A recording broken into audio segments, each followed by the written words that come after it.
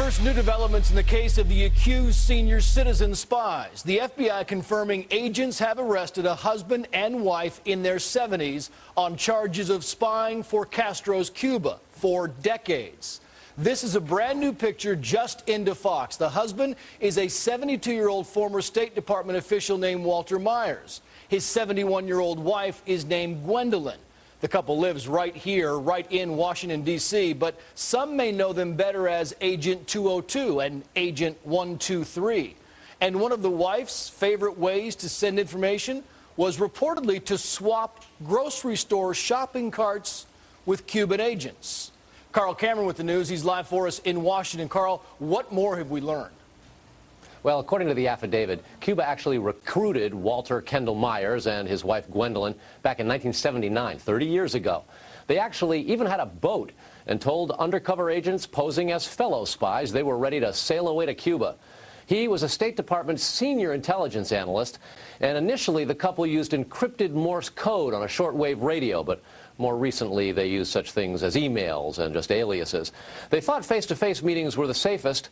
Ultimately, that's precisely what ended up bringing them down, Trace. And Carl, how'd they get caught? Well, it was a 3-year investigation. Back in April, the feds conducted a simple undercover operation. They posed as Cuban spies, lured the couple to a variety of hotels in the D.C. area, and lo and behold, they began talking. The Myers' motivation was apparently not money. Documents show they were true believers in in Castro's communism.